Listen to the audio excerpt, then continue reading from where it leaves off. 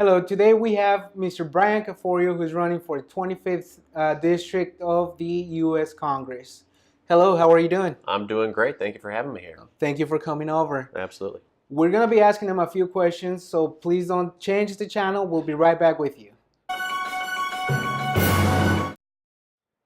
Okay, so today we have Mr. Bryan Caforio, who is running for the Congress, U.S. Congress 25th District, which covers part of the Antelope Valley, Simi Valley, Santa Clarita, correct? Yep. Who is Bryan Caforio? Who is Bryan Caforio? Well, I grew up in Southern California. My parents were both public school teachers. So my mom taught special education and elementary school. My dad was a high school English teacher. I went to public schools my whole life up to UCLA, where I met my wonderful wife Lisa on the UCLA mock trial team. And then I went to Yale Law School. And while I was there, I spent a lot of time representing immigrant tenants who were dealing with bad landlords. It's in Connecticut, and so they would try to evict a tenant or shut off their heat in the middle of a freezing Connecticut winter. And that was my first real experience with the judicial system and just seeing how people could be taken advantage of. How if you didn't have a good lawyer there to help people, they could really be abused. And then I went and I worked for I was a law clerk for a federal judge on the Ninth Circuit Court of Appeals. And half the cases you get on the Ninth Circuit, they're immigration cases and they're criminal justice cases. And I saw very quickly just how broken both of those systems are, how they disproportionately affect people of color, how they tear families and communities apart. And I just think that the people in office who are writing the laws and the rules don't understand the effects they have. And really want to, try to write clearer rules that are going to keep families together and make our communities stronger.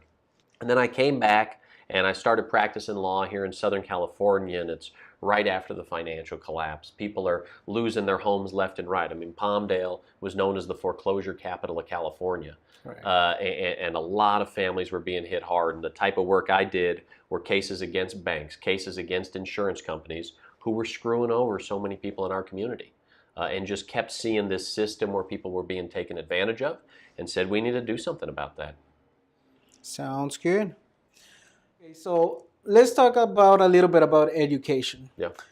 In actuality, there's been a topic that worries students and parents due to the fact that a lot of these students go to school fearing for their life. Yeah. Due to the recent school shootings. Yeah. As a matter of fact, we just had one recently here in Highland High School a couple of weeks ago.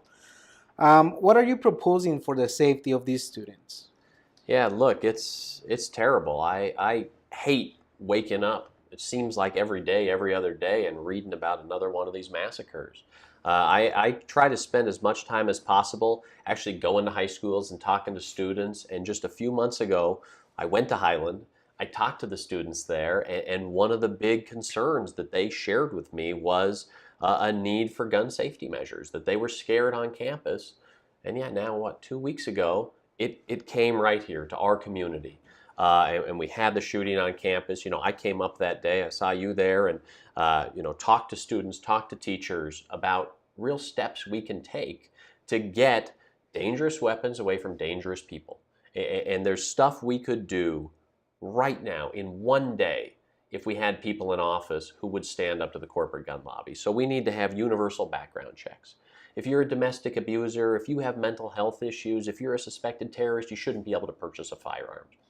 We should ban assault weapons and also bump stocks and silencers. There's no reason for those weapons of war to be out there in our community. We can raise the age from 18 to 21. We can get the funding back to the CDC so they can conduct the scientific research necessary to really prove what steps are going to save the most amount of lives. And then we should have a nationwide 14-day waiting period to purchase any weapon, which at the very least will save 1,000 lives a year just by reducing the number of suicides, because a lot of suicides and a lot of crimes are crimes of passion and impulse. And if you put that waiting period, you can start saving lives. So there are just these real common sense steps we can take that will protect our community, that will make us stronger, that the people in office right now aren't doing.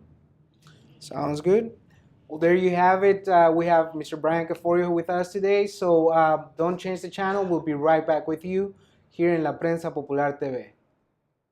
¿Necesita tarjetas de presentación, business card, postcards, banners, magnéticos o algo más para su negocio? Martínez Printing lo puede ayudar. Tenemos 1000 business card por tan solo $39.99 full color. Háblenos y pregunte por la especial del mes al 661-380-6438. 661-380-6438. 661-380-6438.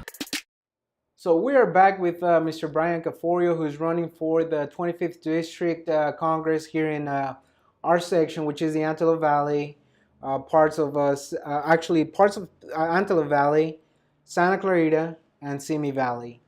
Let's talk about a little bit about safety. We were talking on the last segment about what's going on with the guns and all these school shootings. As you know, the District 25 is a large district, and the population is large as well. Mm-hmm. And because population is so big, safety problems, it's a big concern for everybody. As you may know, the state of California is struggling to hire new police officers. What are you proposing to help the state recruit more police officers? Yeah, look, at the federal government, we all want the safest community possible. We want this to be the best place to raise our families, to stay safe, to have opportunities to get ahead. So at the federal government, we can make sure that we're providing resources and investment to train and hire qualified people who can be engaged in community policing. At the federal level, you can also help with getting grants for body cameras. I want to have body cameras for everybody to make sure that we are having the best possible police force that can work and trust the community as we're all working together to make sure that our communities are in the best shape. Okay. Health question. Within the community, in the Hispanic community, the health problem is a big issue. Mm-hmm. Due to the fact that large sector of the community does not have the means to pay for their own healthcare, and the cost for healthcare is too high for them. Mm-hmm. The prevention culture is getting lost because patients do not want or cannot afford healthcare. Yeah. What are you proposing in case you win the elections for healthcare? So I'm a big supporter of Medicare for all. We have this system right now, and it's for people who are over 65. And it is efficient, it keeps costs down, it has real high favorability, but it's only for that group of people over 65. I want to expand it to every person in this country, in our community, to make sure that you can get that high quality care. Because I just fundamentally believe that healthcare is a right and that we need to make sure every person has it. So we're not going to have medical bankruptcies. You're not going to be deciding between getting that skyrocketing price for prescription medicine or putting food on the table. But we're going to have really, really solid quality coverage for every single person in the community, and we can make that available. We just need to have people with the willpower to stand up to insurance companies, stand up to pharmaceutical companies, and say that the health and well-being of our community is worth more than that. Now, the money has to come from somewhere, to get healthcare for all. No. How would that, what would you propose in order to make that money come in? Yeah. Look, right now, our healthcare system is so broken and is so outrageously expensive that it would actually be less expensive to have a Medicare for all system that covers everybody. And so, the current broken healthcare system we have right now that gives very poor quality care to a lot of people who are left out, who fall through the cracks, who don't get the preventative care, cost $49 trillion over 10 years. $49 trillion. The Medicare for All bill in Congress right now is $32 trillion over 10 years. That's $17 trillion less. Because when you're more efficient, when you have this preventative care at the outset, when you have the government negotiate prescription drug prices, just by having the government negotiate drug prices would save us $880 billion over 10 years. So we can actually, for less money, get high quality care to every person. And that's the direction we need to be moving. That's where we need to say, look, healthcare is a right. We are the most advanced country in the world. We can figure this out. We can make sure it works and make sure no person in our community goes bankrupt because they get sick or gets in a car accident. We can say that no person will ever have to decide between feeding their children or getting necessary medicine. We have the ability, we just need the willpower. Perfect. Well, there you have it. We have Mr. Bryan Caforio with us today. We're going to go take a little commercial break, but don't change the channel. We'll be right back. Remember, you're here with La Prensa Popular TV. Have you suffered an accident? Rear-ended? T-boned? If you were injured as a driver or passenger, don't let it affect you. Call 661-47-LEGAL. We can help you get your car fixed, get medical attention, and a significant monetary compensation after an accident. Call the law offices of Christopher J. Laria.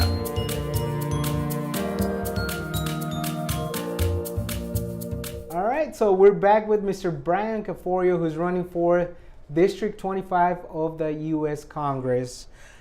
Mr. Bryan, let's talk a little bit about immigration. You know that District 25 is a very diverse district. Yep.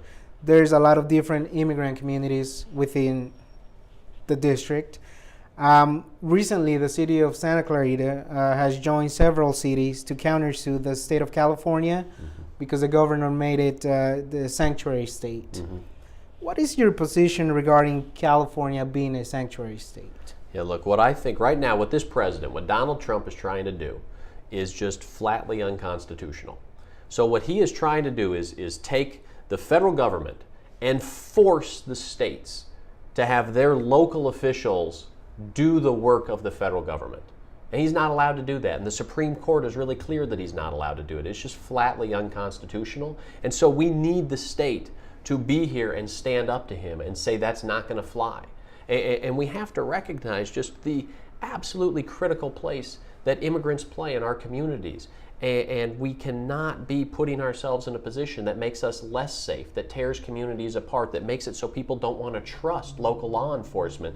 To go back to your earlier question on safety, the way we have the safest community possible is when there is that trust on both sides, when we can all work together and say that we're in this together. And what Donald Trump is trying to do, to build a wall between us, to make it so divisive, and to force local authorities to turn on the people they're supposed to protect, that's just wrong on every level. Sounds good. Why should I vote for Bryan Caforio? Well, there's a lot of reasons. I wish we had more time to talk about it all, but look, the elephant at the top of the room right now is Donald Trump, who is just causing so much dysfunction and chaos and is running the most corrupt administration in history. And Congress is absolutely failing to provide its constitutional role of being a check on that administration.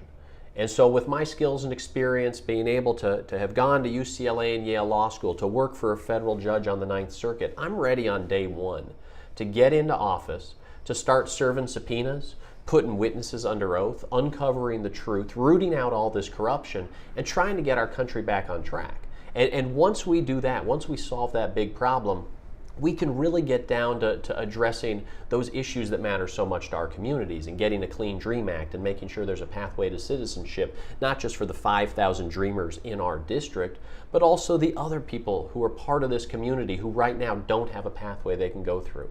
I want to get that Medicare for all, so every single person in our community has high quality health care. I want to invest in our public school system, which right now is failing far too many kids. I want to protect our environment, where this president is launching an assault on California, where he wants offshore drilling, where he's fighting against renewable energy. We have so much potential right here in the Antelope Valley for great jobs in solar, in wind, to make sure we're leading that economic future right here. So there's just so much I want to work on, hand in hand with the community, as we say we can do better with what we're getting right now. We can do so much better, and I'm excited to make that happen. Sounds good. Is there any message you would like to tell the Spanish-speaking community here in the Antelope Valley? Look, I really appreciate you taking the time to watch this interview, to learn about the candidates. This is a really important election. What Donald Trump is trying to do to this country is disgraceful. And I will always stand by your side. My field director, Karen Diaz, is a DACA recipient who is from El Salvador, but she grew up here in Palmdale.